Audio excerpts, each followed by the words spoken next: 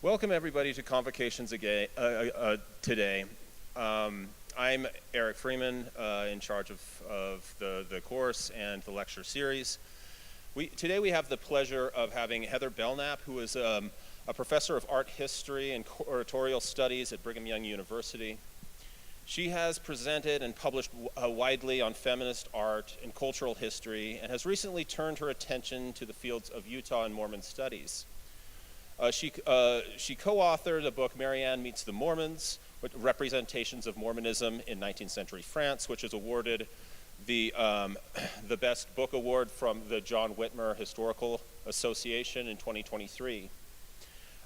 Now she is currently working on a monograph based on the beloved local artist Minerva Teichert. And today her presentation will be titled Minerva Teichert's Artful Rendering of Mormon Country. Heather Belnap.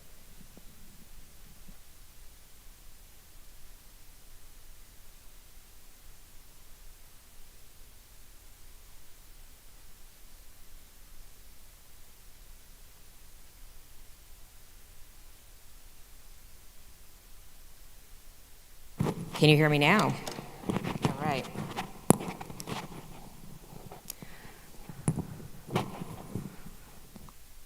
Note to microphone makers, not everybody has a lapel. Right? It's such a pleasure to be here with you and to talk about an artist that I think is particularly dear to this community and that I have been working on for some time. And my hope is that I will be able to share some things today that will extend your connection and understanding of Minerva's art, but also of some of the broader issues that her art raises. And so with that, I've got a whole lot going on back here in case you're wondering. I think the phone is silenced. That's going to be the most important thing. Okay. You've been looking at this long enough. Let's look at Minerva. The life story of Minerva Colhep Teichert is a study in the complexities of a woman intent on blending artistic vocation, familial duties, and religious commitment. Raised in northern Utah and southern Idaho before settling down in Cokesville, Wyoming, her art drew inspiration from the rugged beauty of the Intermountain West and its people, but also from the scripture and history of the Church of Jesus Christ of Latter-day Saints. Minerva's art education was hard-won, as financial difficulties and family obligations repeatedly drew her away from her studies and her career. She made life choices that she attributed to her commitment to Mormonism and its values, including breaking off an engagement when her fiancé refused to be married by a Mormon bishop, and refusing to leave her family to obtain the European art education that was widely considered as compulsory for serious artists. Her commitment to her art had to be balanced against her desires to embrace the roles of wife, mother, and Latter-day Saint. And her focus on LDS subjects was also a manifestation of this commitment. By committing to paint the Mormon story, Minerva was able to forge a life path that melded these oft-times competing demands.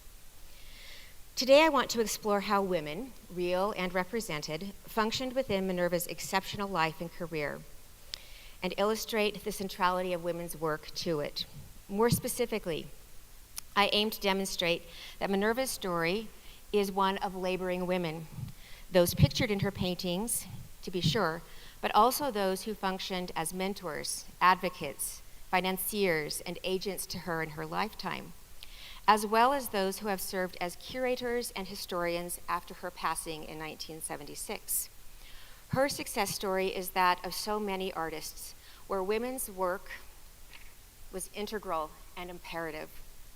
The regendering of Mormon country that my title invokes thus not only refers to the significance of women in Minerva's career and in her visual representations, but also to how her narratives reshaped the terrain of Mormon country, broadly defined as conceptions of the people, land, and institutions associated with the Church of Jesus Christ of Latter-day Saints, and to make them more female-centered. From her youth, Minerva was able to cultivate a love for the beautiful and the good. Her parents, determined to provide their children with a well-rounded education despite their modest means, filled their home with books and fostered an appreciation for art and culture. In fact, it was after receiving a gift of watercolors from her mother at age 4 that Minerva decided she was going to be an artist, thenceforth carrying her sketch pad and charcoals with her everywhere she went, drawing incessantly.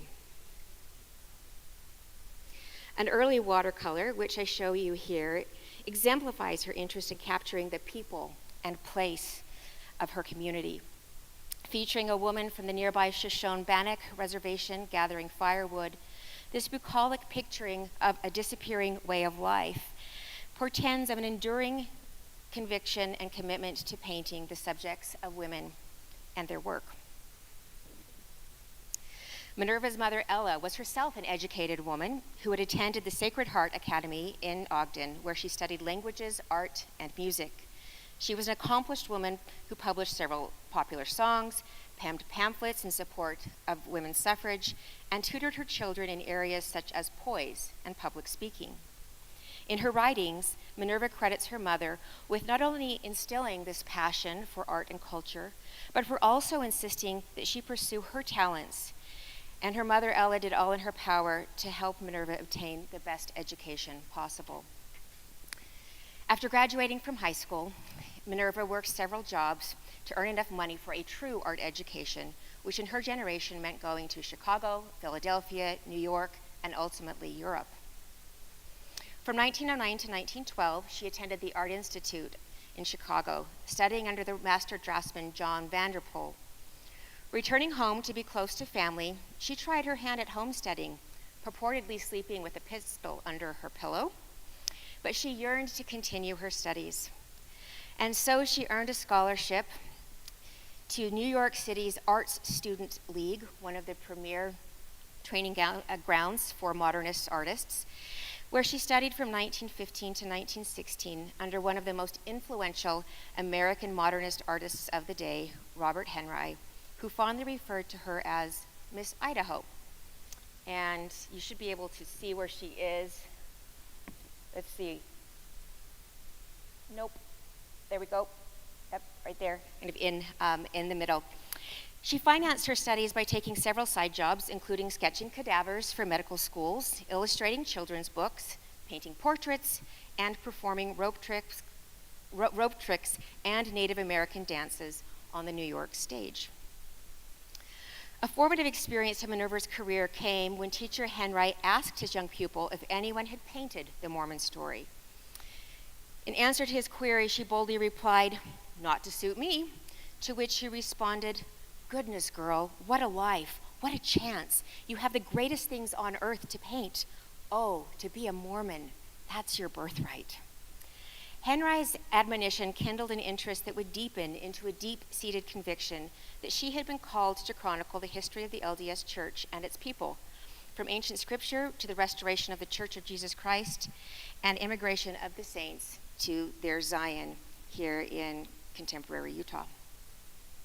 So after her training period in New York City, Minerva returned to the Intermountain West to marry Herman Teichert and build her career as an artist. Dr. Minnie Howard, one of the few women physicians in the region, and chairperson of the Idaho Arts Organization, offered the young artist a studio space in her Idaho home and found commissions for her. Soon thereafter, Minerva held her first one-woman exhibit of 26 paintings in Boise, and with earnings from portrait commissions, was able to pay off her school debts.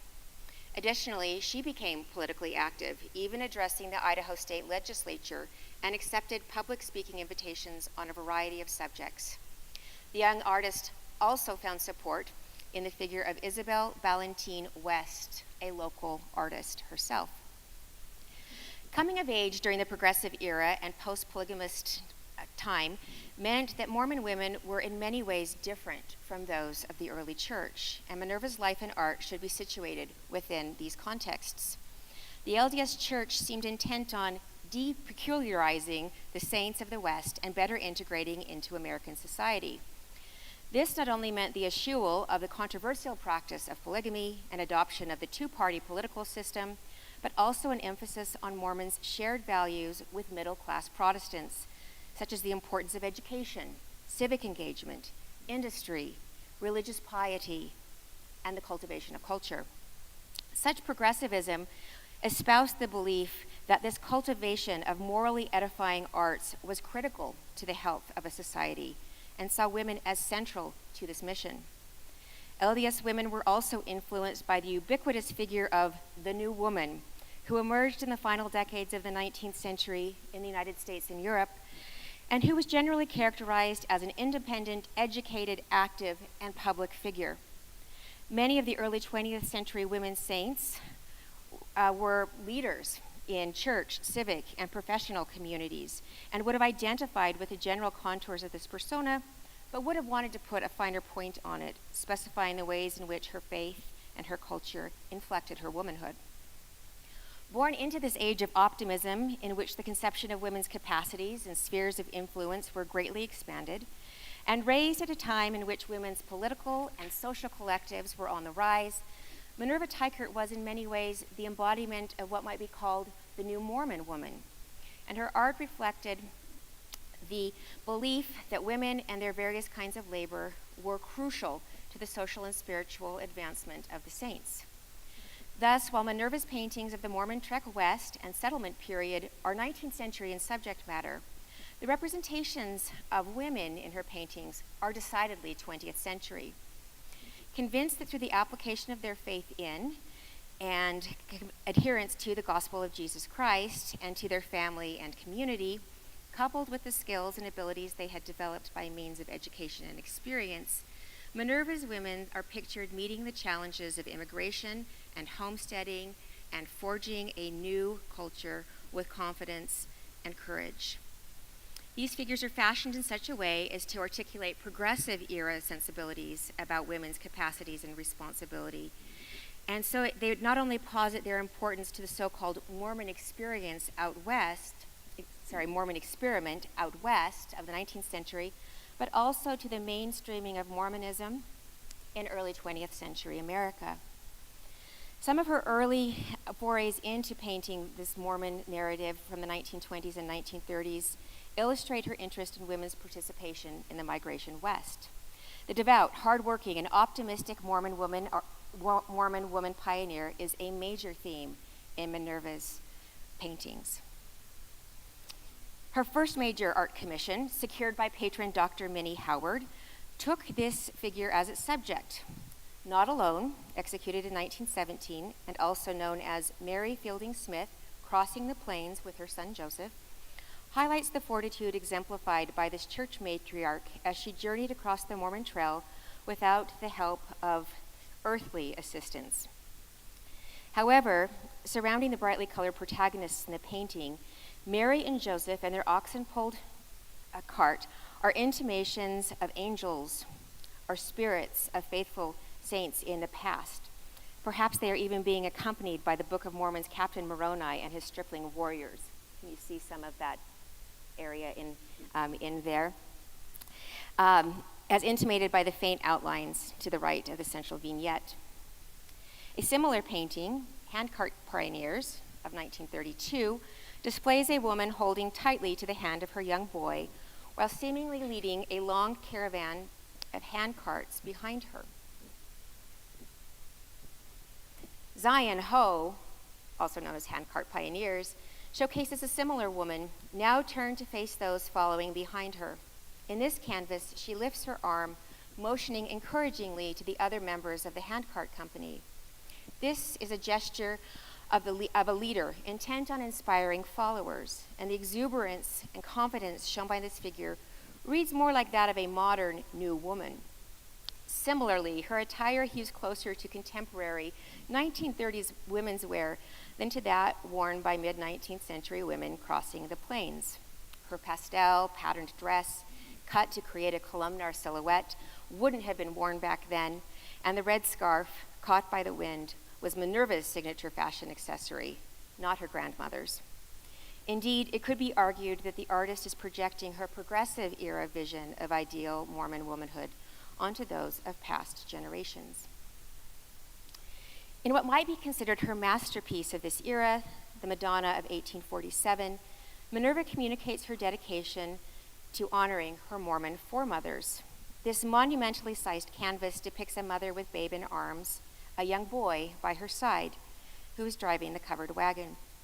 Riding a horse alongside is a man, ostensibly her husband, who is guiding the oxen. Here, Minerva creates a Mormon Holy Family scene. Borrowing from traditional Christian iconography, she suggests similitude between a pioneer mother clasping her infant to her breast while riding into the desert, and that of Mary, Mother of God, with her infant son, Jesus Christ, maybe on their flight into Egypt.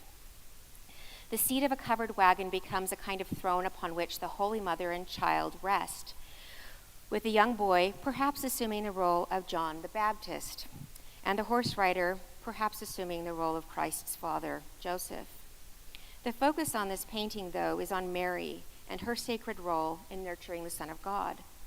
The brilliantly blue, star-filled heavens serve as a kind of crown for the Holy Mother and underscore her primacy.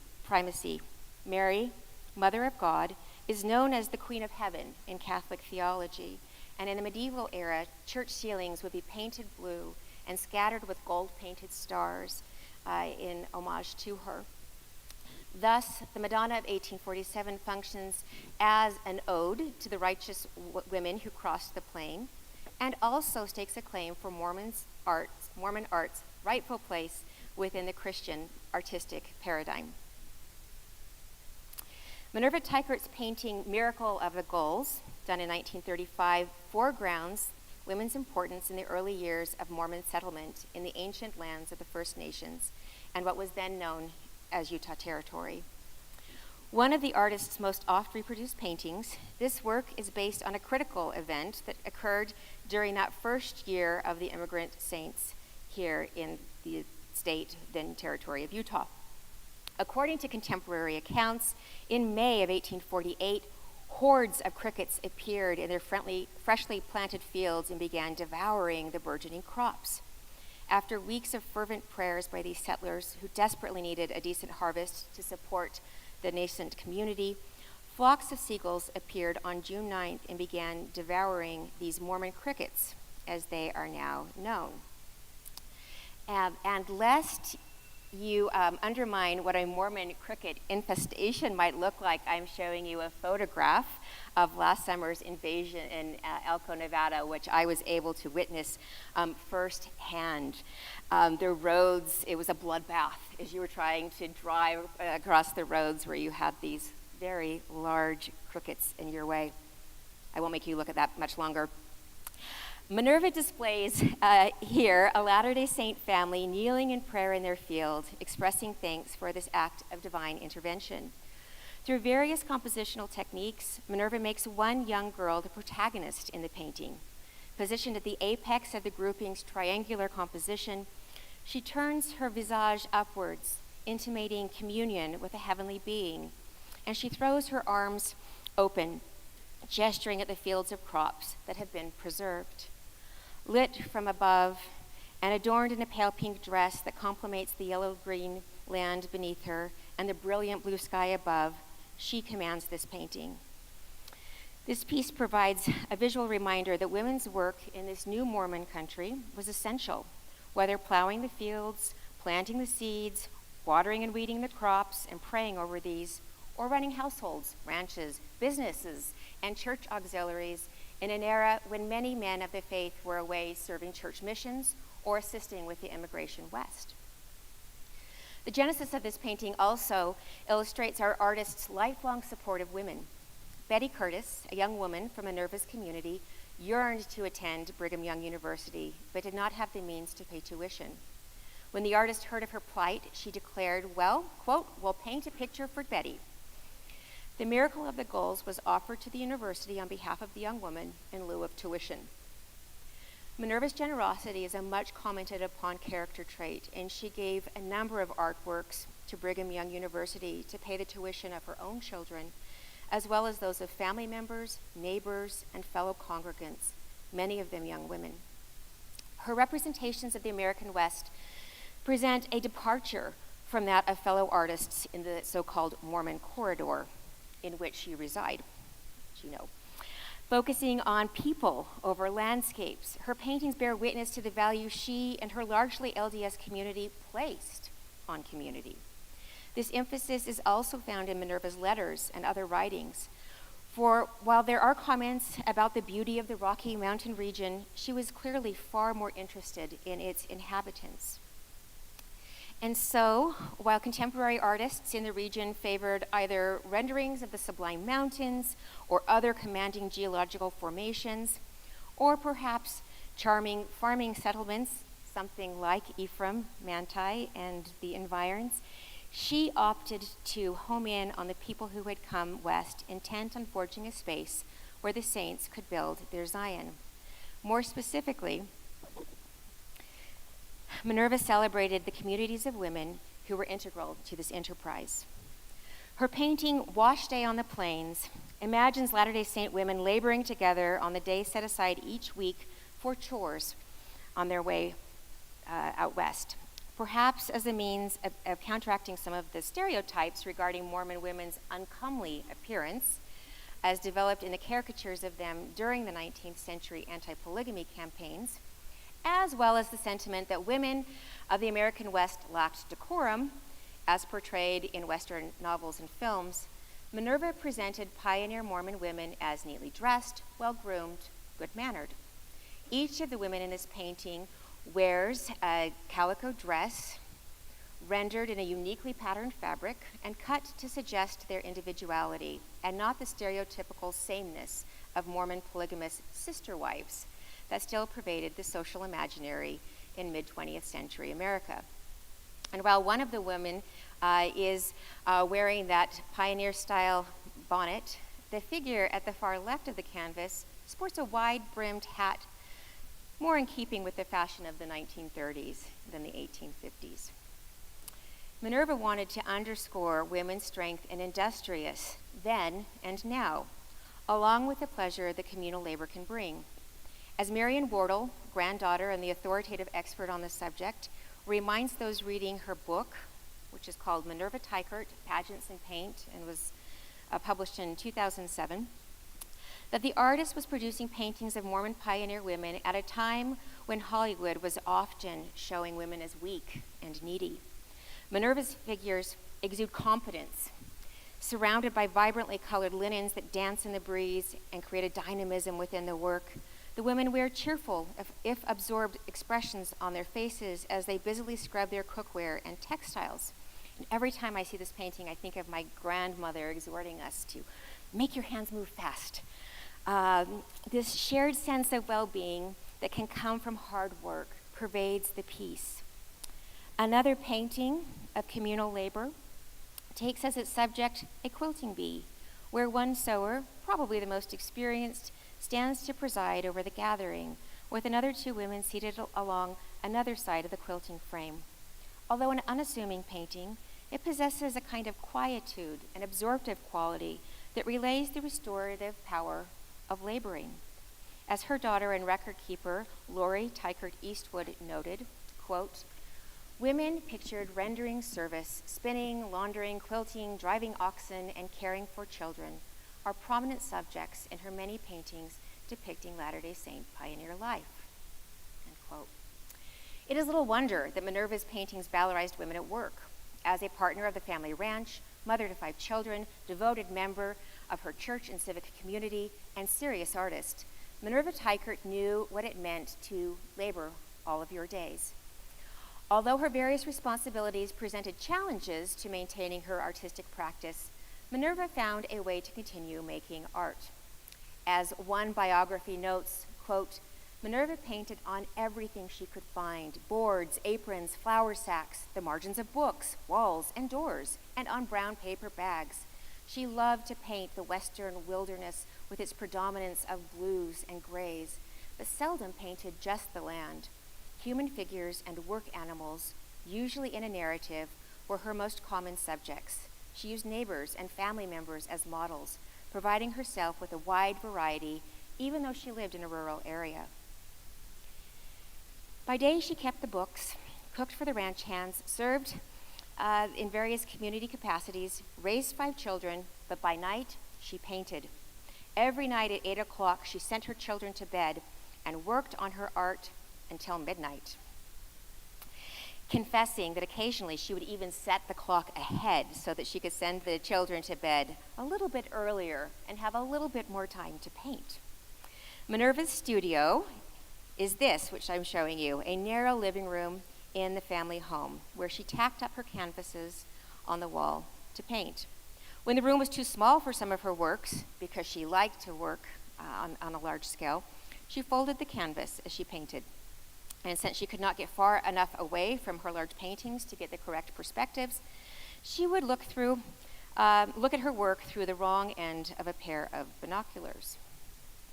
Minerva also relied on the strengths and resources of others, of course, and when it came to promoting her artwork, which was of tantamount importance, as her art provided much-needed income for the family, she had an enviable art agent, the Venerable Alice Merrill Horne, former state senator and author of the so-called Art Bill of 1899, which made Utah the first state in the Union to have a government-sponsored art institute. Alice devoted her days to promoting aesthetics, education, and cultural refinement as vehicles of social and individual progress. As one of the most influential individuals of the early 20th century Utah art scene, if not the most influential, this proved a huge boon to the artist. For like most other Americans, the Teichert family was struggling financially during the Great Depression, and so it became critical that Minerva find buyers for her work. And so in 1932, she traveled to Salt Lake with several large rolls of canvases in tow and showed them to Alice Merrill Horne. According to her recounting of this meeting, the art dealer was astonished with what she saw, and within 2 weeks of seeing Minerva's work, had arranged a one-woman exhibition, introduced the artist to the Utah governor, and orchestrated a media blitz in the local papers. Thanks to the efforts of both the artist and the agent, the Teichert Ranch was saved. For the next 16 years, until her death in 1948, Alice Merrill Horne championed Minerva's art, placing some 60 Teichert paintings in institutions throughout the Intermountain West. These two women were also united in their determination to honor their pioneer heritage and to preach what Alice called the gospel of beauty. When Minerva delivered the eulogy at her dear friend and colleague's funeral, she said this about their shared mission. We must paint the great Mormon story of our pioneers. This story thrills me, fills me, drives me on. We will develop a style distinctly our own. We will tell our stories on the walls. The religious art should be rich in story and backed by faith.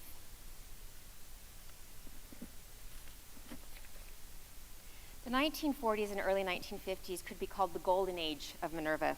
The final lines in her autobiography, which she had penned in 1937, the same year that she did this sketch, attest both to her sense of calling, that is to say that her art was a critical part of her life's purpose, as well as to her committed work effort. She penned this, quote, "As the children grow more responsible and I find more freedom, I do not care for bridge or teas or clubs, but the story of building of a mountain empire and the struggles of my people drive me on, and unless I can paint a little each day on the great pageant of the West, I think the day is lost. It seems like a call to me that I sin if I while my time away and do not answer." She even prognosticated that, quote, "the next great art of the world will be Mormon," and did all that she could to make this a reality. Efforts in establishing the Saints as an art-loving people included penning a letter in 1940 to church leader J. Reuben Clark, in which she declared, quote, "I am convinced of one thing, the church must save civilization. There should be a Latter-day Saint art gallery near the temple block for all the world to see."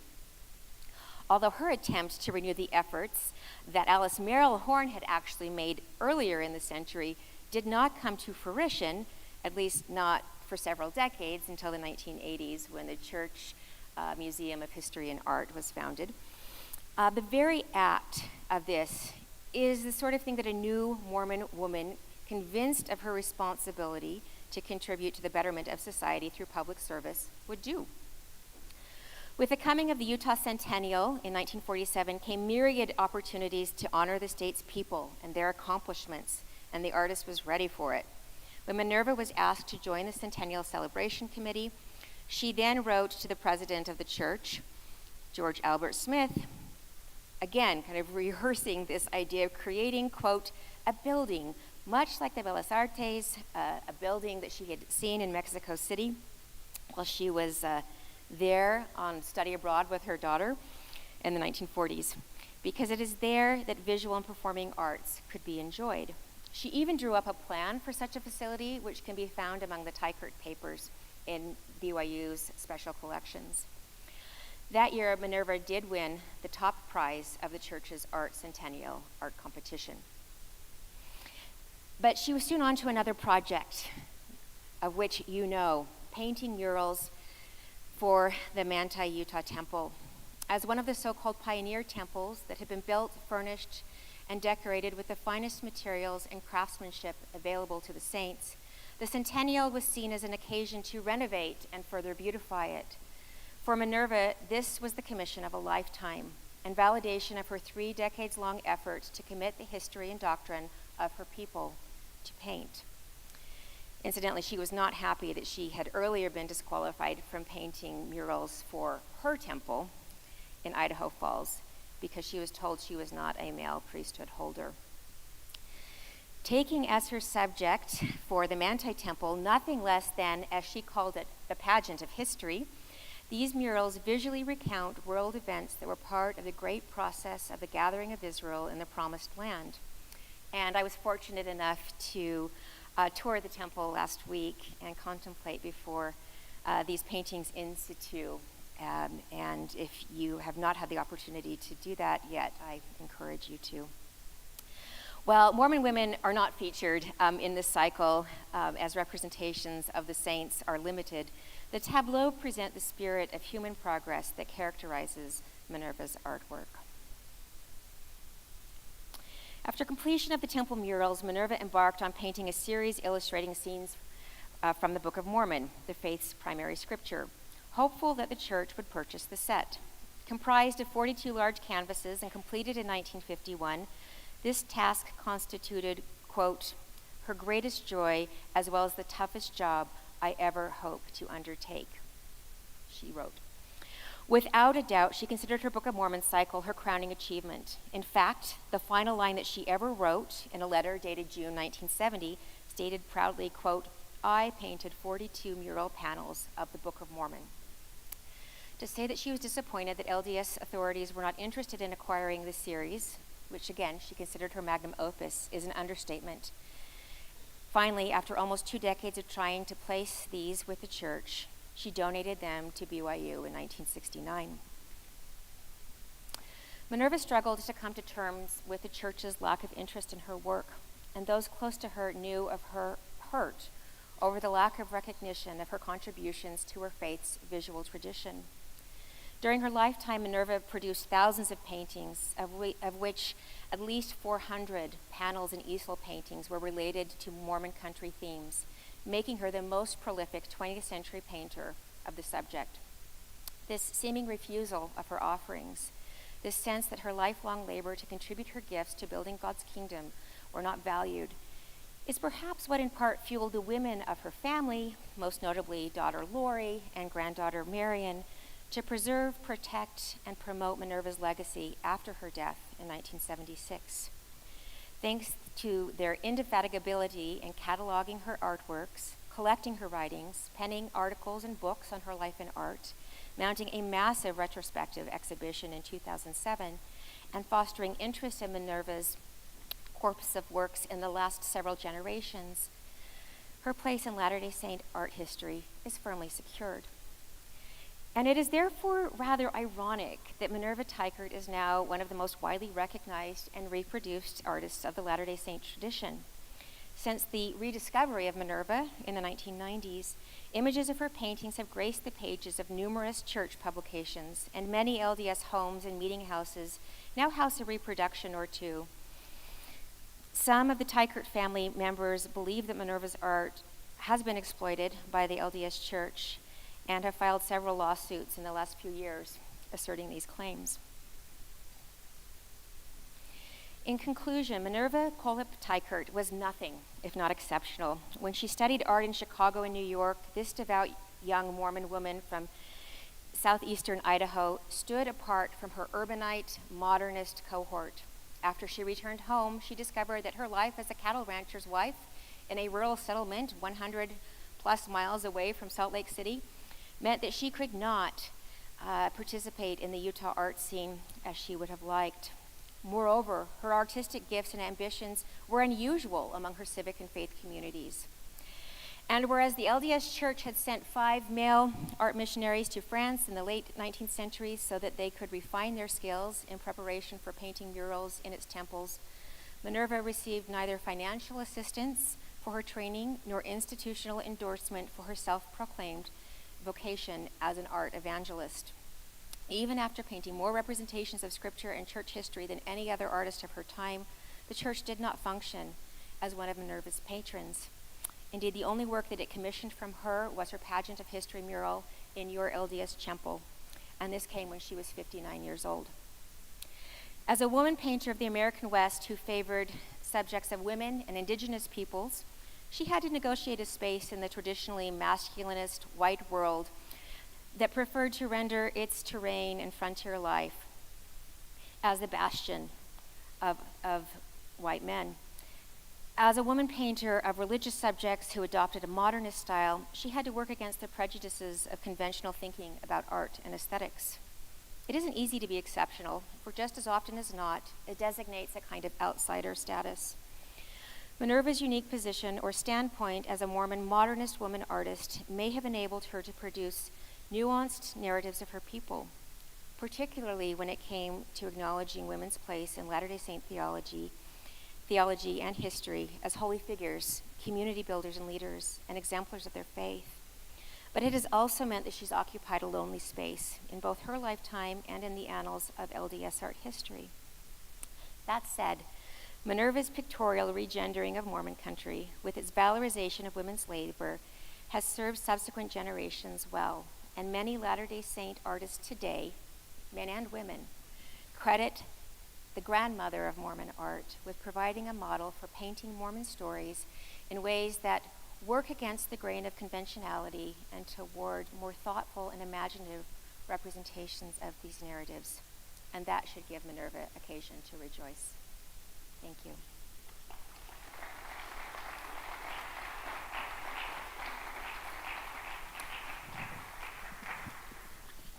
So we have about 10 minutes for questions.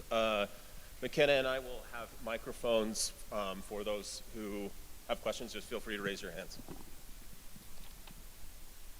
And I'll come out from behind. Could you see me over the podium? No? Yes, we could. I used to bring a little stool when I was teaching in a similar kind of space so that I could be seen. All right, questions? So you said she started at the age of 4 with watercolor and charcoal. Did she stay in those mediums forever, or did she use other things? She mostly used that until she went to art school. Again, because of the lack of resources and materials and opportunities and the like. So, yeah, it really wasn't until she got to Chicago and New York. And even then, in these schools, they focus on drawing and figure drawing and the like. And so the working with oils would come kind of in the later 19-teens. Yeah. Yes?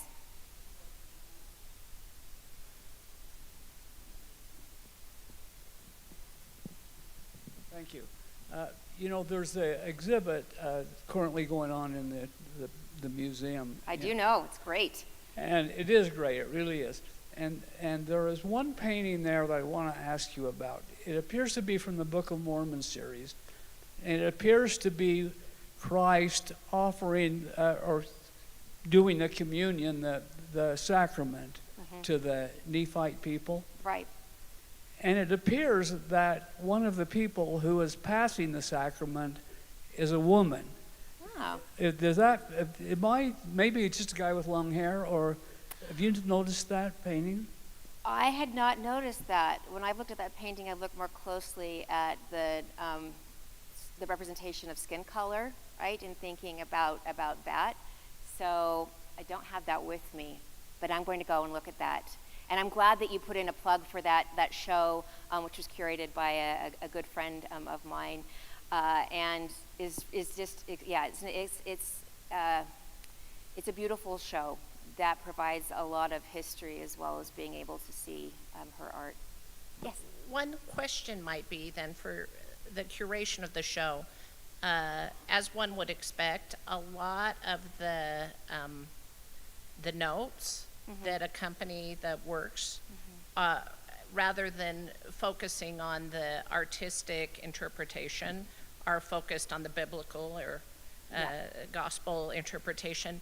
Do you know if there's any intention to, I missed this idea of like the having some assistance interpreting her artistic expression. Is there any work in that space that we could use to reference some, learn to be more deep in our appreciation of the work? Is there a recording of this? Can I use this as a sound bite? Because I will tell you, it is the institutional approach is more devotional than it is art historical. Just as they want to emphasize that their temples are not museums, right? That said, I am actually one of the curators that's working on a major retrospective of Latter-day Saint art from 1830 to the present that will open. The soft opening will be just before a general conference in October, and then the official opening will be held after that. Some 120 works are there. And the three of us, none of whom actually work for the Church History Museum, but two of us who are employed by BYU, which is, of course, owned by the church, have pushed for more of this art history and how to interpret painting, the formal structures and the like. I think I can say this, neither the Minerva Teichert show that is up now, nor even to the same extent that we would like the show that goes up in the fall is able to accomplish maybe quite as much as we'd like in terms of encouraging what I call visual literacy. Yep.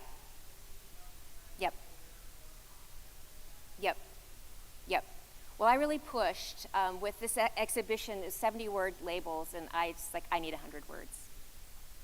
I really need 120. Why don't you just give me 200, right?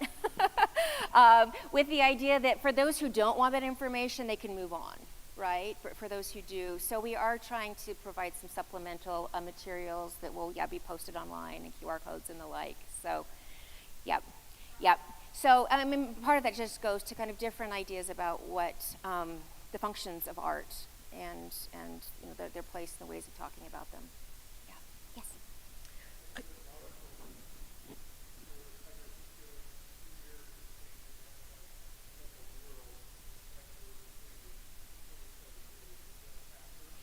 Well, I've also read 23 Days. So I've seen various accounts. She did go back. That was kind of the first pass was done in 3 to 4 weeks, and then she came back and did more work on them.